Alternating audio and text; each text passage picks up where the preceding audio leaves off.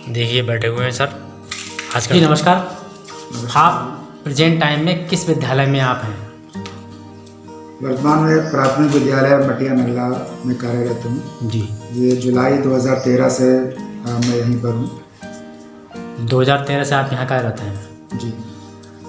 चलिए, तो आप काफ़ी अच्छा। पहला क्वेश्चन हमारा ये रहता है अक्सर जहाँ भी हम लोगों से मिलते हैं, तो वो जिस भी डिपार्टमेंट में, जैसे शिक्षक हैं या फिर कोई और अधिकारी पद पर हैं, तो उनसे भी ये पूछते हैं कि आपका इस क्षेत्र में जाने का मतलब आप कैसे गए, क्या कारण रहा कि आपने शिक्षक के पद को ही मतलब चुना। और जैसा कि मैंने आपका बारे में जाना भी है, जानता भी हूँ कि इतनी शिक्षक जो एक डिग्री होती हैं, या जो हम कहते हैं जो एक शिक्षक के लिए जो मैक्सिमम जो होनी चाहिए, आप उससे भी आगे निकल चुके हैं। तो इतना सब कुछ, मान लीजिए आपने बीएड भी किया है, 4 सब्जेक्ट में आपका पीजी है, पीएचडी भी है, नेट जेआरएफ, काफ़ी कुछ किया है आपने, और फिर भी आपने बेसिक शिक्षा में आना क्यों उचित समझा? देखिए, ये तो बेसिक शिक्षा के प्रति मेरा रुझान बचपन से ही था। जी। पढ़ना, पढ़ाना, लिखना, ये मेरा इंटरेस्ट रहा है शुरू से ही। और बेसिक शिक्षा की बात है तो ये मैं बाय फोर्स नहीं आया हूँ, ये मेरा इंटरेस्ट था। अपने हाँ, इससे पूर्व भी मैं रक्षपाल बहादुर टीचर्स ट्रेनिंग इंस्टीट्यूट में रहा था। उसके बाद Khandelwal college of management science and technology में बीएड डिपार्टमेंट में हेड का कार्यभार ग्रहण कर चुका हूँ मैं। 2 साल मैंने जॉब किया था वहाँ पे। उसके बाद बेसिक में मेरा रुझान था, और यहाँ पे गरीब परिवेश से जो लोग आते हैं उनकी सेवा करने का मेरा एक उद्देश्य था, एम्बिशन थी, इसलिए मैंने बेसिक ज्वाइन की। तो सर आपने भी बताया कि रक्षपाल बहादुर मैनेजमेंट खंडेलवाल, तो इसमें आपने जो मतलब टीचिंग की है, तो वो मतलब ज्वाइनिंग से पहले की या फिर बाद में? नहीं, ऑब्वियसली पार्ट ज्वाइनिंग से पहले ही थी। ज्वाइनिंग से पहले? हाँ, उसके बाद मैंने ये फॉर्म भरा और इसमें जब सिलेक्शन हो गया तो उसको मैंने छोड़ दिया। जी। तो सर आप फर्स्ट ज्वाइनिंग आपने किसे ली? फर्स्ट ज्वाइनिंग मेरी रक्षपाल में थी। रक्षपाल? जी। ठीक। और रक्षपाल के बाद में तो फर्स्ट में आपने रक्षपाल में ज्वाइन ली, ये किस डेट में लिया आपने, किस सन में? ये एमएड जब मेरा हुआ था उसके जस्ट बाद में, ये 2002 में ज्वाइनिंग थी मेरी रक्षपाल में। उसके बाद खंडेलवाल से ऑफ़र आ गया, खंडेलवाल कॉलेज में हेड ऑफ़ द डिपार्टमेंट के लिए। जी। तो फिर मैंने वहाँ पे ज्वाइन किया। वहाँ पे बीएड टू एस्टेब्लिश हम भी लोगों ने किया था। जी। तो सर आप ये बताएं कि इसमें जब आप बेसिक में आए हैं, तो बेसिक की आपकी फ़र्स्ट ज्वाइनिंग किस स्कूल से हुई है?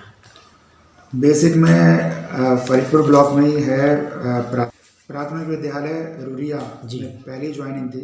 उसके बाद डाइट फरीदपुर में काफ़ी साल तक मैं संबद्ध रहा। वहाँ पे बीटीसी, उर्दू बीटीसी और सेवारत बीटीसी में अध्यापन कार्य किया मैंने, और बहुत सारे एक्सपीरियंस। मतलब एक ट्रेनिंग के बतौर आपने डाइट में भी काम किया है? जी। आपने ट्रेनिंग भी दी है। तो फर्स्ट ज्वाइनिंग आपकी रुरिया रायपुर, और उसके बाद में दूसरी ज्वाइनिंग यहाँ मटिया नगला। मटिया नगला।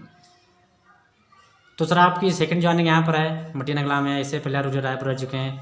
तो अगर विद्यालय का कंपैरिजन किया जाए, तो विद्यालय या उसका एनवायरनमेंट या परिवेश को देख के तो कौन सी जगह बेहतर आपको लगी? देखिए, हम लोगों का जो मेन मोटो रहता है वो स्टूडेंट पर टारगेट रहता है। कोई गांव विशेष या समुदाय विशेष से हमारा कोई मतलब नहीं रहता। लेकिन ये है कि यहाँ पे हेड होने के नाते अपने हिसाब से चीज़ों को हम मैनेज कर सकते हैं, और हमने किया भी। आपको बताएं, जब यहाँ पे मेरी ज्वाइनिंग हुई थी उस समय प्राइवेट स्कूल चला करता था गांव में। जी हाँ। और बच्चों का एनरोलमेंट तो काफ़ी था, लेकिन बच्चे आते बहुत कम थे, प्राइवेट स्कूल में ही जाते थे। तो हमने कई सारे नवाचार किए अपने स्कूल में, जिसकी वजह से बच्चे वहाँ से खींचे चले आए हमारे स्कूल में। हाँ और सर, आज ये आलम है कि मैक्सिमम बच्चे हमारे स्कूल में ही हैं, और सरकारी स्कूल होने के बावजूद private school, English medium school से लोग यहाँ पर आ रहे हैं। जी। और आपको बताएं कि मेरा खुद का जो बेटा है वो प्राथमिक विद्यालय मटिया नगला का बोनाफाइड स्टूडेंट है, और ये मैं समझता हूँ पहला स्कूल होगा जहाँ के स्टाफ के बच्चे इस स्कूल में पढ़ते होंगे। जी बिल्कुल। हमारे जो शिक्षा मित्र हैं जी। उनके बेटा बेटी दोनों ही हमारे स्कूल में पढ़ रहे हैं। सरकार और इंग्लिश मीडियम स्कूल से नाम उन्होंने कटवा दिया। हमारे स्कूल की क्वालिटी को देखते हुए और टीचर्स के कैलिबर को देखते हुए उन्होंने यहाँ पे एडमिशन कराया। इसके अलावा यहाँ पे ग्राम प्रधान जी हैं, जी। उनके जो बच्चे हैं वो भी इंग्लिश मीडियम स्कूल में पढ़ते थे, लेकिन जब उन्होंने यहाँ का माहौल देखा तो उन्होंने अपने बच्चों को सीधे यहाँ पे एडमिट कराया। इसके अलावा शिक्षा मित्र तो हो ही गए। हाँ जी। हमारे एसएमसी जो अध्यक्ष हैं जी। उनके बच्चे फरीदपुर में पढ़ते थे इंग्लिश मीडियम स्कूल में, उन्होंने जी हाँ अपने जी। बच्चों को हमारे यहाँ कर दिया। आज के डेट में हमारे स्कूल में रामपुर, हल्द्वानी और मुरादाबाद से भी बच्चे अपने रिश्तेदारों के यहाँ रहकर पढ़ रहे हैं हमारे स्कूल में। तो ये देखकर बहुत अच्छा लगता है, गौरवान्वित महसूस होता है। इतना अच्छा रिस्पांस मिल रहा है। टीचर्स भी बहुत सहयोग करते हैं और गांव के लोगों का भी बहुत सहयोग है। तो इसका मतलब कि आप यहाँ स्कूल में पढ़ाई का स्तर काफ़ी बेहतर है। कोशिश हमारी ये रहती है कि मैक्सिमम दिया जाए बच्चों को। वैसे सर टीचर का दायित्व तो यही होता है कि उसे अपने पास स्टूडेंट से मतलब रखना चाहिए कि हमें अपने स्टूडेंट को क्या करना है। बिल्डिंग है या फिर स्कूल का एनवायरनमेंट है, वो महत्व इतना नहीं देता है जितना कि बच्चों का फोकस। तो आप यहाँ पर प्रेजेंट टाइम में, तो यहाँ पर बच्चों की संख्या लगभग कितनी होगी? यहाँ पे एक्चुअली गांव बहुत छोटा है और 527 मात्र वोटर है यहाँ पे। जी। और छोटा होने के नाते बच्चों की आबादी तो कम है। उस हिसाब से यहाँ पे 100% बच्चों का एनरोलमेंट है। जितने भी बच्चे गांव में हैं सभी एनरोल्ड हैं। जी। वर्तमान समय में 109 बच्चे हमारे यहाँ एनरोल्ड हैं। 109। हाँ, जो कि 100% एनरोलमेंट है। तो सर प्रेजेंटेशन कैसी रहती है बच्चों की यहाँ पर? अभी तो स्कूल फिलहाल बंद रह रहे हैं, इस समय बंद हैं। हाँ, अभी तो शासन के आदेशानुसार स्कूल बंद हैं और जब स्कूल खुलता है तो यहाँ पे 90+ बच्चे रहते हैं। 90+ प्रेजेंटेशन काफ़ी रहती है आपके यहाँ बच्चों की। अच्छा सर, एक सवाल और आपसे है, वो ये है कि आपका स्टाफ, आपके अदरवाइज जो है लोग हैं यहाँ पर, तो उनका कार्य करने का तरीका, कोई किसी से कोई शिकायत या फिर क्या कहेंगे आप उनके बारे में? देखिए, हम जिस विद्यालय में रहते हैं वहाँ पे जो स्टाफ है एक परिवार की तरह होता है और मैं अपने आप को सौभाग्यशाली समझता हूँ कि जो इतने अच्छे स्टाफ मेंबर्स मुझे मिले हैं। बिल्कुल छोटे भाई बहनों की तरह वो बिहेव करते हैं और मुझे लगता नहीं है कि मैं विद्यालय में आ रहा हूँ या किसी कार्य क्षेत्र में जा रहा हूँ, ऑफिस में जा रहा हूँ। मुझे तो ये लगता है कि मैं एक परिवार से उठकर दूसरे परिवार में आ गया हूँ। तो बहुत अच्छा कॉपरेशन रहता है। मेरे जो सक्सेस है उसका मैं श्रेय काफ़ी हद तक उनको भी देना चाहता हूँ। मैं लकी इसलिए भी हूँ कि बरेली में जितने भी शिक्षा अधिकारी हैं, चाहे वो डाइट प्राचार्य मैम हों, चाहे BSA श्री विनय कुमार जी हों, पूर्व हमारे ABS से यानी कि BO जो राजीव श्रीवास्तव जी वो भी बहुत बढ़िया थे, काफ़ी कॉपरेशन मिला था उनका। और वर्तमान में श्री शशांक शेखर मिश्रा जी जो BO हैं, उनका भी बहुत मार्गदर्शन और स्नेह रहता है। इसके अलावा जो गांव के लोग हैं, SMC का पूरा सपोर्ट रहता है, टीचर्स का पूरा सहयोग रहता है और बच्चों के साथ साथ जो पूर्व छात्र छात्राएं हैं उनका भी बहुत सहयोग मिलता है। इसके लिए मैं हृदयतः से उनके सबका आभारी भी हूँ।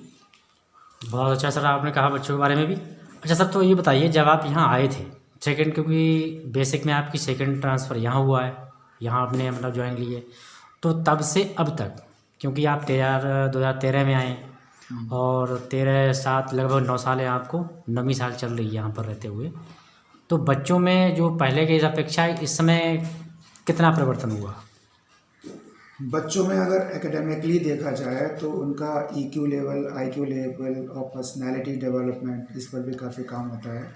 इंग्लिश स्पीकिंग, कंप्यूटर लिटरेसी में भी काफ़ी काम हुआ है। और ये बहुत बड़ी बात है कि प्राइमरी के बच्चे और ख़ास तौर से इतने इंटीरियर में जो गांव के बच्चे हैं जिन्होंने ICT के उपकरण देखे भी नहीं, वो उनका प्रयोग कर रहे हों, लैपटॉप चला पा रहे हों और प्रोजेक्टर वगैरह अपने आप उसको अटैच करके उसको देख रहे हों, यूज़ कर पा रहे हों, तो ये अपने आप में बहुत अच्छी बात है। तो उनका एकेडमिक एक्सेलरेशन की बात अगर हम करें तो काफ़ी संतोष मिलता है कि हम कुछ कर पा रहे हैं, हमारा स्टाफ कुछ कर पा रहा है और बच्चे सीख पा रहे हैं। जी, तो सर इसमें बच्चों के तो मैंने भी देखे हैं, आपके चैनल के माध्यम से वीडियो देखता रहता हूँ कि चाहे तो कोई भी कंपटीशन हो सब्जेक्ट वाइज। मैंने सुना है कि अक्सर बच्चे हिंदी में अपनी स्पीच तय करते हैं, लेकिन यहाँ पर मैंने काफ़ी पहले सुनते देखते आ रहा हूँ कि बच्चे इंग्लिश में भी स्पीच देते हैं, हिंदी में भी देते हैं और संस्कृत में भी देते हैं। तो हिंदी इंग्लिश में देना एक अलग बात है, सबसे इम्पोर्टेंट बात ये आती है कि बच्चा संस्कृत में भी स्पीच दे रहा है। तो ये एक बहुत अच्छा मैसेज आएगा और समाज में। तो अक्सर इससे ये आता है कि जो कोई भी स्कूल हो गया या कोई भी स्कूल का स्टाफ हो गया, अगर वो काम अच्छा कर रहा है तो बहुत से लोग इससे सीख भी लेते हैं कि भाई हम भी इस तरीके से करेंगे तो हमारे यहाँ बच्चों का भी मतलब जो स्तर है पढ़ाई का वो अच्छा और अच्छा हो सकता है जी। तो सर इस समय अपने यहाँ का स्कूल तो बच्चे के लिए छुट्टी कर ही दी गई है। तो अब आपसे क्वेश्चन ये मेरा है कि आपने बहुत सारे शोध पत्र लिखे, लगभग 150 शोध पत्रों में आपने काम किया है जो अंतर्राष्ट्रीय और राष्ट्रीय स्तर पर भी प्रकाशित हुए हैं। तो ये कार्य आपने मतलब एक टीचर के मतलब साथ रहते रहते किया या फिर आप पहले ही कर चुके हैं? देखिए, जैसे मैंने बताया, मुझे लिखना, पढ़ना और पढ़ाना आपकी हॉबीज़ में है। मेरा हॉबी यही है। और जब मैं स्टूडेंट लाइफ में था तभी से मैं ये लेखन कार्य में संलग्न था जी। तब से लेकर आज तक ये कार्य जारी है।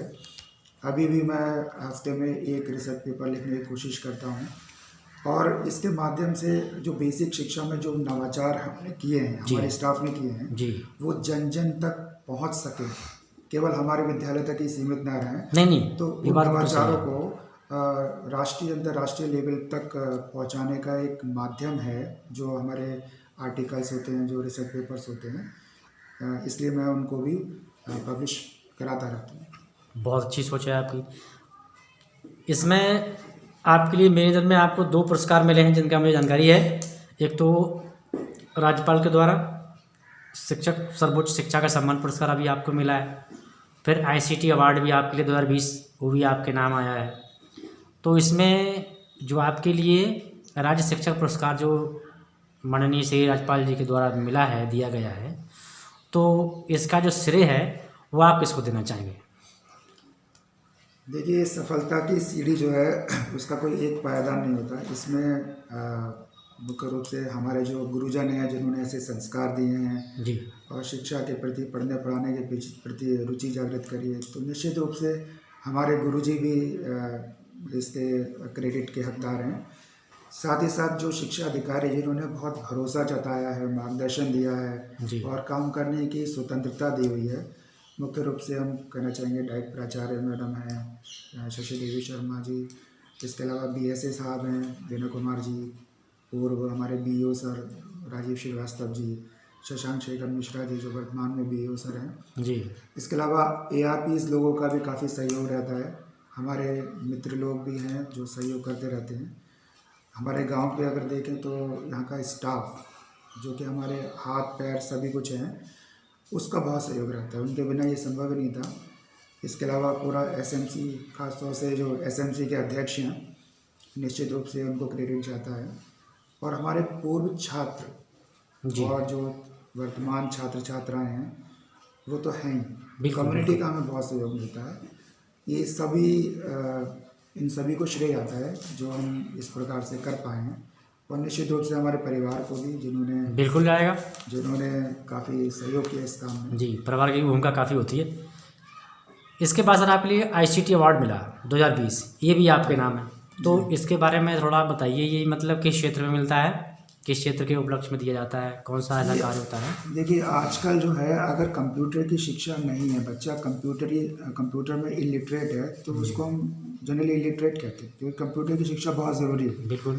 तो गांव के परिवेश में समस्या ये होती है, गांव के बच्चे इतना मतलब पिछड़ा बैकग्राउंड है, तो ऐसे में वो कैसे कंप्यूटर के इक्विपमेंट वगैरह को देखें, समझें, उनका प्रयोग करें। तो उसके लिए काफ़ी हमने एक्सपेरिमेंट किए, नवाचार किए।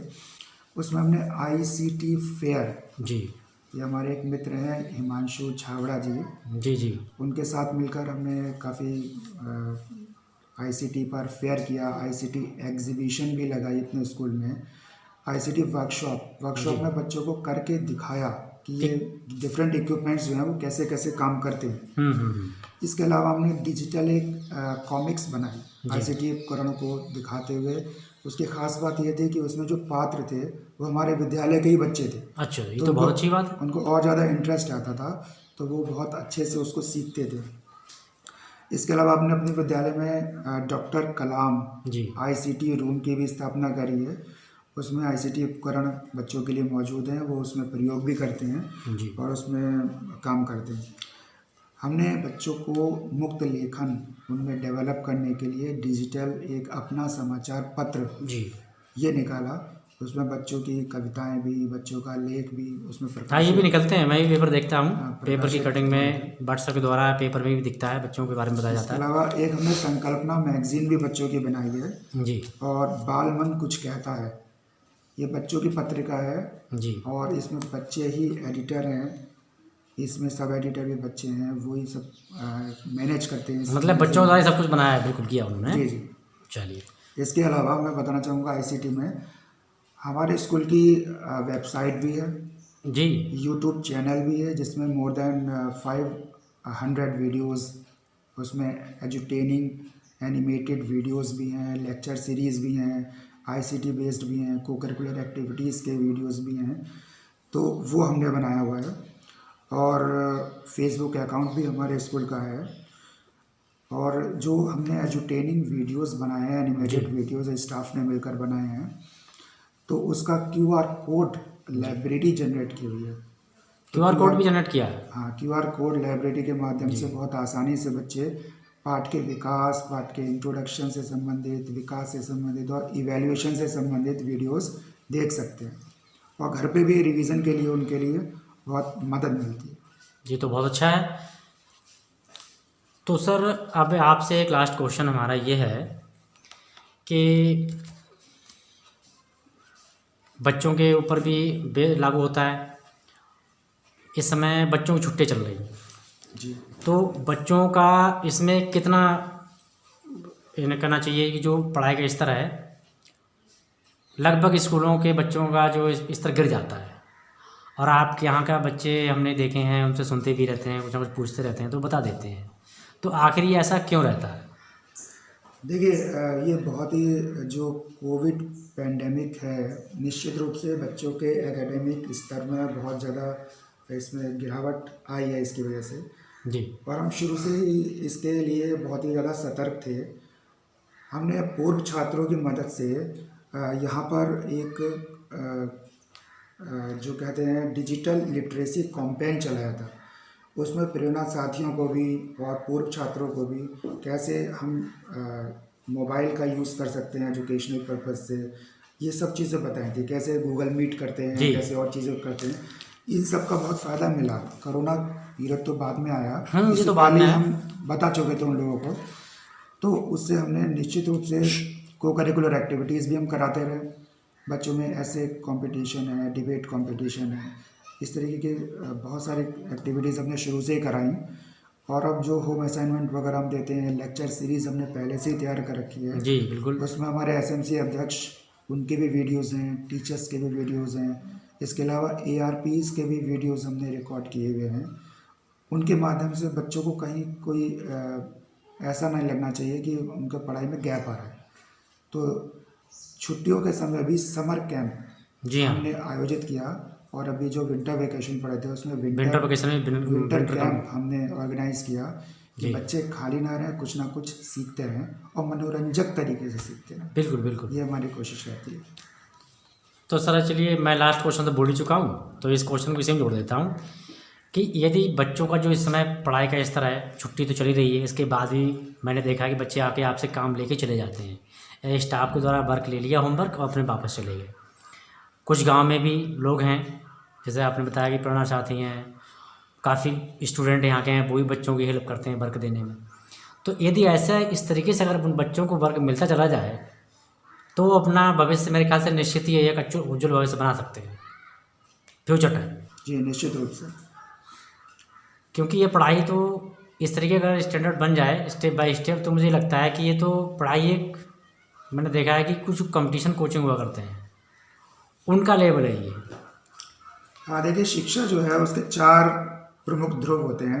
ये टेट्रापोलर प्रोसेस है। जी। इसमें शिक्षक, शिक्षार्थी, पाठ्यक्रम तो है ही, साथ में चौथा जो एक पिलर है, बहुत ही महत्वपूर्ण पिलर है, वो है कम्युनिटी, उसके जी। माता पिता और समाज। अगर ये समाज सक्रिय योगदान देता है तो निश्चित रूप से बच्चे का सर्वांगीण विकास कोई रोक ही नहीं सकता। होना ही होना है, जी। होगा ही होगा। ठीक है सर, आपसे मिलकर बहुत अच्छा लगा। और आपने जो भी मैंने क्वेश्चन तो मैंने बहुत ही कम किए हैं, फिर भी आपने बहुत अच्छे तरीके से आप जो आपका जवाब मिला है बहुत सराहनीय रहा। और बताइए आपका चैनल के बारे में क्या कहना है? जो चैनल हम बना रहे हैं इसके अपलोड करेंगे, तो चैनल के बारे में आप क्या कहना चाह रहे हैं? जी, क्या विचार है आपका? आपको बहुत अच्छा प्रयास है। आपके चैनल में मैं जनरली देखता रहता हूँ, आईएएस लेवल के भी क्वेश्चंस होते हैं और जो भी कॉम्पिटिटिव एग्ज़ाम्स चल रहे होते हैं उनके बारे में बहुत अच्छा आप एक्सप्लेन करते हैं। और प्रतियोगी परीक्षाओं की तैयारी कर रहे हैं बच्चों के लिए तो ये बहुत अच्छी अपॉर्चुनिटी है कि जो भी अपडेट्स होती है वो भी आप अपने चैनल के माध्यम से तुरंत उन लोगों को अवगत कराते हैं। अच्छा प्रयास है आपका। तो मेरा मानना यह है कि इस वीडियो के माध्यम से हमारे जो बेसिक स्कूल के टीचर्स हैं या फिर कॉन्वेंट टीचर्स, जो भी इस वीडियो को देखेगा तो निश्चित रूप से कुछ ना कुछ वो एक नया आयाम अपने बच्चों को जरूर देगा। तो इसी साथ में मिलते हैं, नेक्स्ट मुलाकात आपसे करते हैं, क्योंकि आपके बारे में जानकारी लेना तो काफ़ी बड़ा प्रोसेस है, फिर भी मैंने कवर किया है बहुत कम समय में। और भाई नेक्स्ट टाइम में मैं आपको मिलवाऊंगा, यहाँ विद्यालय का स्टाफ भी दिखाऊंगा आपके लिए।